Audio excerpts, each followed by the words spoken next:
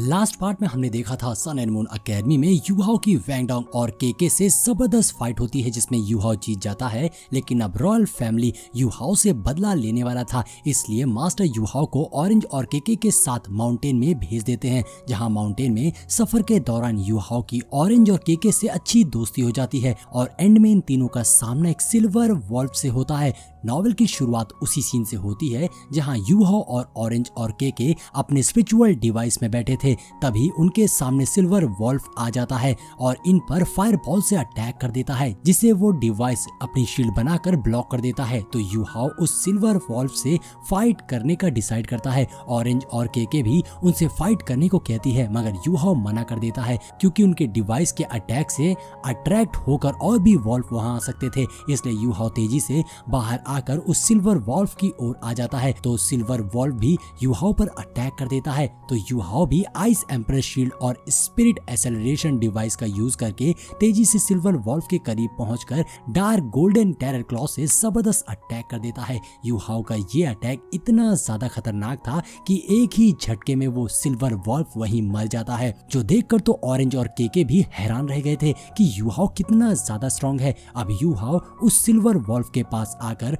उसे चेक करने लगता है, तो ब्रदर टियानमिंग यूहाओ को सिल्वर वॉल्फ की सारी इंफॉर्मेशन देने लगता है, जहां वो बताता है कि इस सिल्वर वॉल्फ का कल्टीवेशन लेवल काफी लो है, इसलिए तुम्हें इससे बेहतर स्पिरिट बीस्ट खोजना होगा। इसलिए यूहाओ ऑरेंज और केके से कहता है, सीनियर सिस्टर अब मुझे अकेले ही आगे जाना होगा, मुझे अपने लिए एक सुइटेबल हाई लेवल का स्पिरिट बीस्ट खोजना है। ये सिल्वर वॉल्फ मेरे लिए सुइटेबल तो है, लेकिन इसका कल्टीवेशन काफी लो है, इसलिए मुझे इससे भी ज्यादा स्ट्रॉन्ग और हाई लेवल का स्पिरिट बीस्ट खोजना होगा, और अगर मैं इसमें आपको अपने साथ ले जाऊंगा तो इससे आप दोनों भी खतरे में पड़ जाएंगी, इसलिए मैं आगे अकेला ही जाऊंगा। लेकिन केके और ऑरेंज साफ इनकार कर देती हैं। वो दोनों कहती हैं, यूहाओ हम दोनों भी तुम्हारे साथ चलेंगे, तुम भूलो मत हम दोनों स्पिरिट किंग हैं और हमारे पास अच्छे अच्छे स्पिरिट डिवाइसेस भी हैं, और तो और हम इस माउंटेन से वाकिफ भी हैं, इसलिए हम तुम्हारे साथ चल रहे हैं और तुम्हारी मदद करेंगे। यूहाओ ये देखकर बहुत खुश होता है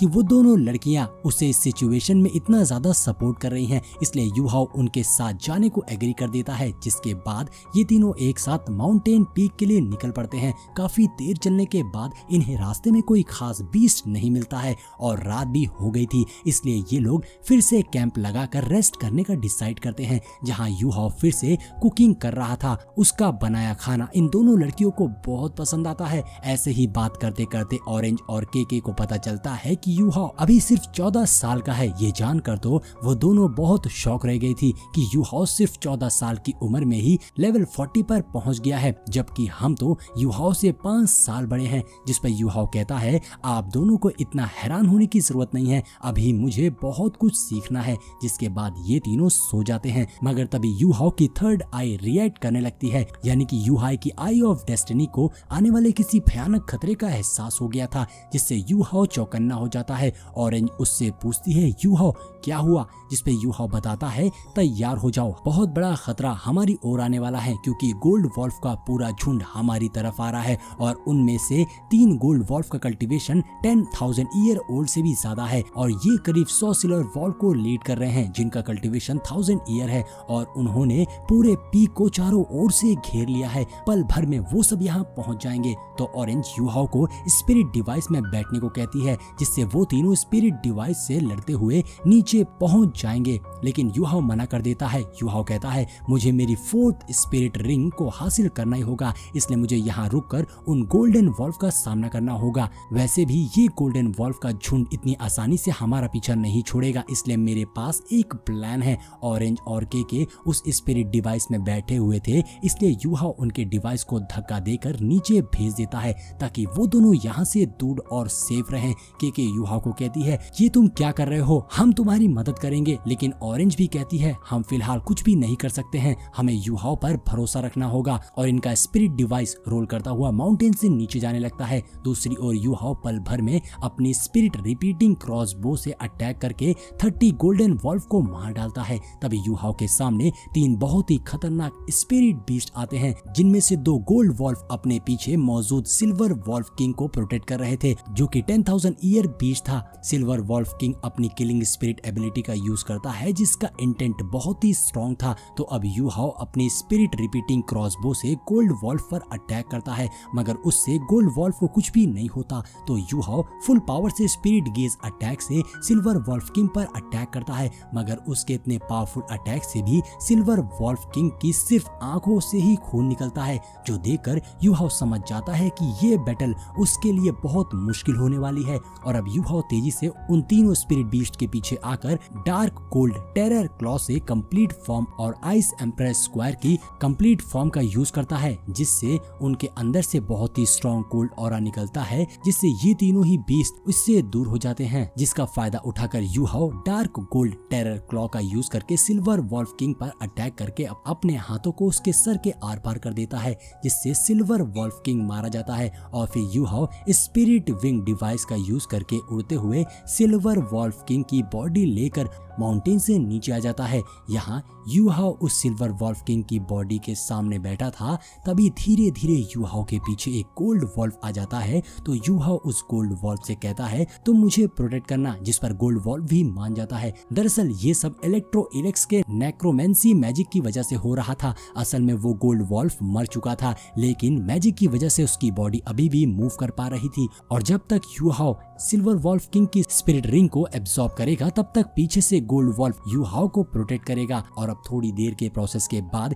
यू हाओ ने सिल्वर वॉल्फ किंग की स्पिरिट रिंग को एब्सॉर्ब कर लिया था। तभी फॉरेस्ट के अंदर एक जोरदार एक्सप्लोड होता है। यू हाओ समझ जाता है कि ये जरूर ऑरेंज और केके होंगे, मुझे फौरन उनके पास जाना होगा, ना जाने उनके साथ क्या हुआ होगा। दूसरी ओर हमें 2 दिन पहले का सीन दिखाया जाता है, जहां ऑरेंज और केके वापस से माउंटेन पीक पर उसी लोकेशन पर आ गए थे जहां यू हाओ और गोल्ड वॉल्फ की फाइट हुई थी, क्योंकि उन दोनों को यू हाओ की बहुत फिक्र हो रही थी। लेकिन उन्हें वहां यू हाओ नहीं मिलता है, वहां बस गोल्ड वॉल्फ की डेड बॉडीज पड़ी हुई थी। लेकिन उन्हें यकीन था कि यू हाओ सही सलामत होगा, क्योंकि वो बहुत स्ट्रॉन्ग है। ऐसे ही यू हाओ की खोज जारी रखते हैं, जहाँ अब सीन प्रेजेंट में आता है, जहाँ ये सब अपनी स्पिरिट डिवाइस से यू हाओ को खोज रहे थे। तभी इनके सामने गोल्ड वॉल्फ का वही झुंड आ जाता है, जो उस स्पिरिट डिवाइस को देखकर भड़क जाते हैं कि इन्हीं लोगों ने उनके लीडर सिल्वर वॉल्फ को मारा है। इसलिए अब गोल्ड वॉल्फ गुस्से से ऑरेंज और केके पर हमला कर देता है।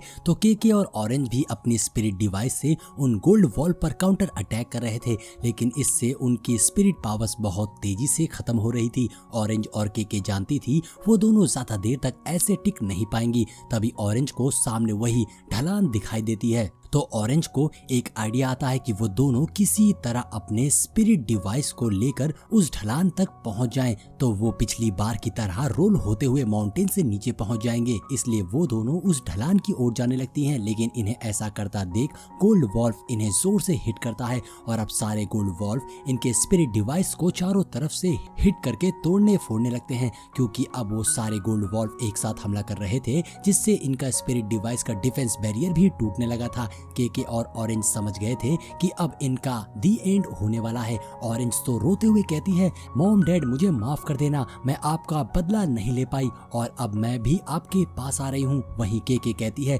मैंने कभी नहीं सोचा था कि मेरा एंड इस जंगल में इस तरह से होगा। उन दोनों ने अपने जीने की उम्मीद छोड़ दी थी। ये दोनों ऐसे ही रो रही थी कि तभी उनके स्पिरिट डिवाइस के आसपास लगातार एक्सप्लोजन होने लगते हैं, जो देखकर ऑरेंज और केके चौंक गई थी। तभी हम देखते हैं उन एक्सप्लोजन्स के बीच में धमाकेदार एंट्री लेता है हमारा हीरो यू हाओ, और इसकी एंट्री के साथ ही हमारा ये पार्ट यहीं पर एंड हो जाता है। तो दोस्तों वीडियो पसंद आई हो लाइक और कमेंट जरूर करिएगा। मिलते हैं नेक्स्ट वीडियो में।